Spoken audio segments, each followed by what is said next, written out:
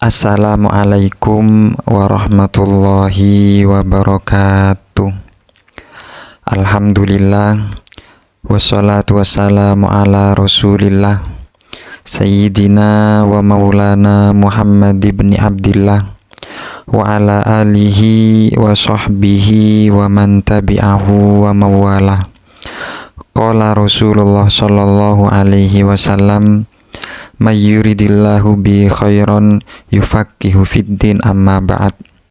Para kaum muslimin wal muslimat rahimakumullah, khususnya para pendengar video ini, kali ini kami akan menjelaskan tentang gelar dan keistimewaan Sayyidah Fatimah Az-Zahra.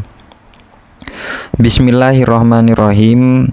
Dijelaskan dalam kitab Fatawa Ad-Dhahiriyah. Di kalangan Hanafiyah disebutkan, sesungguhnya Sayyidah Fatimah tidak pernah mengalami haid sama sekali. Saat beliau melahirkan pun langsung suci dari nifasnya. Setelah sesaat agar tiada terlewatkan sholat baginya, karena beliau diberi nama Az-Zahra. Al-Muhib At-Tobri dalam Dzakair Al-Uqba saat menuturkan manakib atau biografi kerabat-kerabat Nabi menjelaskan, terdapat dua keterangan hadis beliau bidadari manusia, wanita suci dan disucikan, tiada mengalami haid, tidak terdapati bercak darah dalam tamu bulanan dan masa melahirkannya. Dalam Ad-Dalailnya, Al-Baihaqi dijelaskan, sesungguhnya Nabi Muhammad yang terpilih Shallallahu Alaihi Wasallam meletakkan tangan di dada Fatimah dan dihilangkan rasa kelaparan. Setelahnya Fatimah tidak pernah berasa lapar. Dalam Musnad Imam Ahmad disebutkan, kala kematian hendak menghampiri Sayyidah Fatimah, beliau mandi dengan sendirinya dan berwasiat agar seorang pun tidak membuka tubuhnya.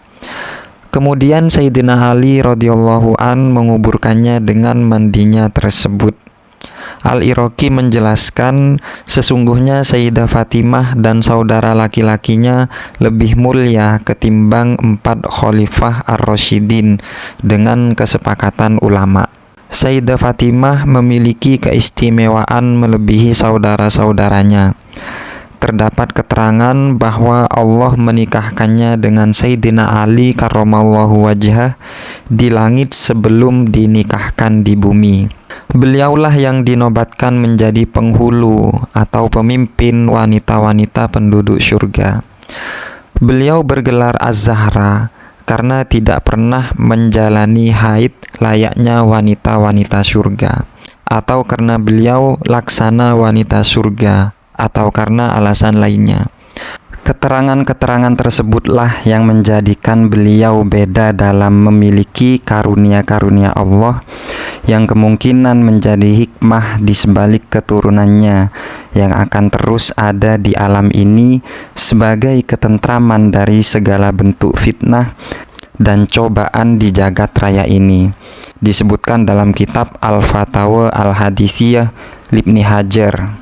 Mengenai yang pertama kali menggelari beliau dengan Az-Zahra belum kami temukan selain keterangan dalam kitab di kalangan Syiah yang menyatakan bahwa gelar tersebut bersifat takwifi, yaitu langsung diajarkan Allah.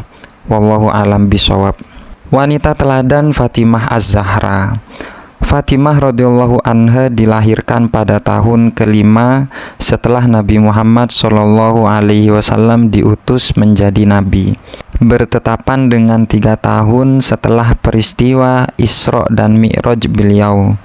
Sebelumnya Jibril alaihissalam telah memberi kabar gembira kepada Rasulullah akan kelahiran Sayyidah Fatimah.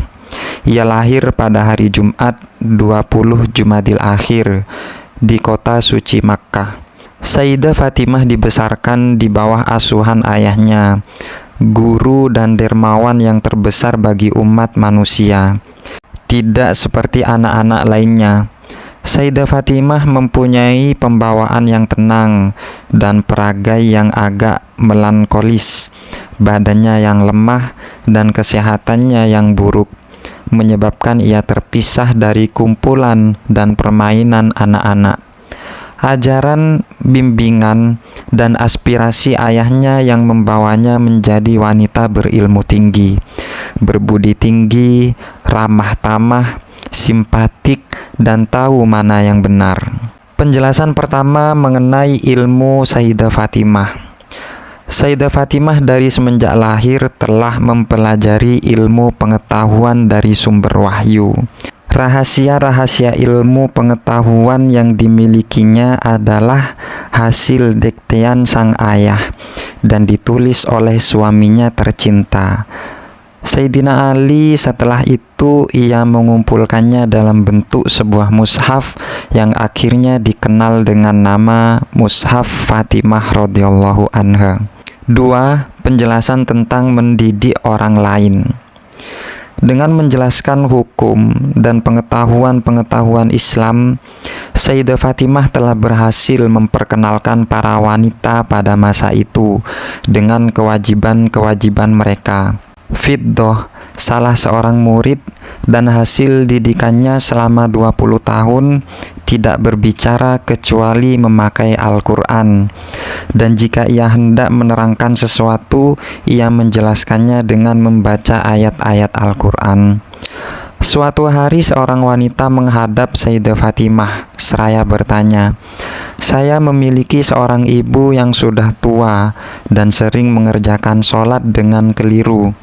Ia menyuruhku untuk bertanya kepada Anda." Berkenaan dengan permasalahan tersebut, ia pun menjawab pertanyaan tersebut. Wanita itu mengulangi pertanyaan yang sama sebanyak 10, dan ia pun menjawab setiap pertanyaannya tersebut. Akhirnya wanita itu merasa malu dan berkata, "Saya tidak akan mengganggu Anda lagi." Sayyidah Fatimah menjawab, "Tidak apa-apa, datanglah kemari dan tanyakanlah segala permasalahanmu. Berapa kali pun engkau bertanya, aku tidak akan marah. Aku pernah mendengar ayahku bersabda, pada hari kiamat, ulama pengikut kami akan dibangkitkan dan mereka akan dianugerahi kedudukan yang tinggi sesuai dengan kadar ilmu yang mereka miliki. Pahala mereka akan disesuaikan dengan kadar usaha yang telah mereka lakukan dalam memberikan petunjuk kepada hamba-hamba Allah." Ketiga, penjelasan tentang ibadah Sayyidah Fatimah. Sayyidah Fatimah menghususkan sebagian waktu di malam hari untuk beribadah. Karena lamanya berdiri ketika mengerjakan sholat malam, akhirnya kakinya membengkak. Hasan al-Basri, wafat 110 Hijriah, pernah berkata, "Tidak ada seorang pun dari umat ini dari segi zuhud, ibadah, dan takwa yang melebihi Sayyidah Fatimah radhiyallahu anha." Keempat, penjelasan tentang sebuah kalung yang penuh berkah. Suatu hari Rasulullah duduk di masjid dan dikelilingi oleh para sahabat. Tidak lama kemudian, seorang tua bangka dengan pakaian compang-camping datang menghampiri mereka.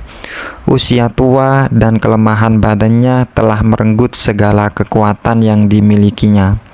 Rasulullah Shallallahu Alaihi Wasallam menghampirinya seraya bertanya tentang keadaannya. Ia menjawab, "Wahai Rasulullah, aku adalah seorang papa dan lapar. Berikanlah aku makanan. Aku telanjang, berikanlah kepadaku pakaian. Aku hidup menderita, tolonglah aku." Rasulullah Shallallahu Alaihi Wasallam menjawab, "Aku sekarang tidak memiliki sesuatu, dengan artian tidak memiliki yang dapat kuberikan kepadamu. Akan tetapi orang yang menunjukkan kepada suatu kebaikan, sebenarnya ia juga memiliki saham dalam kebaikan tersebut." Setelah berkata demikian, Rasulullah Shallallahu Alaihi Wasallam menyuruhnya untuk pergi ke rumah Sayyidah Fatimah. Ia pergi ke rumahnya dan sesampainya di sana ia menceritakan segala penderitaannya. Ia menjawab, "Aku pun sekarang tidak memiliki sesuatu yang dapat kuberikan kepadamu." Setelah berkata demikian, ia melepas kalung yang dihadiahkan oleh putri Hamzah bin Abdul Muthalib kepadanya dan memberikannya kepada pria tua itu seraya berkata, "Juallah kalung ini, insya Allah engkau akan dapat memenuhi kebutuhanmu." Setelah mengambil kalung tersebut, pria tua itu pergi ke masjid. Rasulullah masih duduk bersama para sahabat kala itu. Pria tua itu berkata, "Wahai Rasulullah, Sayyidah Fatimah memberikan kalung ini kepadaku untuk dijual demi memenuhi segala kebutuhanku." Rasulullah terisak menangis. Ammar Yasir berkata, "Wahai Rasulullah, apakah Anda mengizinkan kalung ini kubeli? Siapa yang membelinya? Semoga Allah tidak mengazabnya." Jawab Rasulullah Shallallahu Alaihi Wasallam dengan singkat. Ammar Yasir bertanya kepada pria tua itu, "Berapa kamu mau menjualnya?" "Aku akan menjualnya seharga roti dan daging yang dapat mengenyangkanku, pakaian yang dapat menutupi badanku, dan 10 dinar sebagai bekalku pulang menuju rumahku," jawabnya pendek. Ammar Yasir berkata, "Ku beli kalung ini dengan harga 20 dinar emas. Makanan, pakaian, dan kuda sebagai tungganganmu pulang." Ia membawa pria tua itu ke rumahnya, lalu diberinya makan, pakaian, kuda, dan 20 dinar emas yang telah disepakatinya. Setelah mengharumkan kalung tersebut dengan minyak wangi dan membungkusnya dengan kain, ia berkata kepada budaknya, "Berikanlah bungkusan ini kepada Rasulullah, dan aku juga menghadiahkanmu kepada beliau." Rasulullah Shallallahu Alaihi Wasallam akhirnya menghadiahkan kalung dan budak tersebut kepada Sayyidah Fatimah. Sayyidah Fatimah mengambil kalung tersebut dan berkata kepada budak itu, "Aku bebaskan engkau di jalan Allah." Budak itu tersenyum. Sayyidah Fatimah menanyakan mengapa ia tersenyum. Ia menjawab, "Wahai putri Rasulullah, kalung ini yang membuatku tersenyum. Ia telah mengenyangkan orang yang kelaparan, memberikan pakaian kepada orang-orang yang tak berpakaian, menjadikan orang fakir kaya, memberikan tunggangan kepada orang yang tidak punya tunggangan, membebaskan budak, dan akhirnya ia kembali ke pemilik aslinya." Kiranya hanya ini yang bisa kami sampaikan. Semoga apa yang kami sampaikan ini menjadi ilmu yang manfaat dan juga barokah. Amin Allahumma amin. Assalamualaikum warahmatullahi wabarakatuh.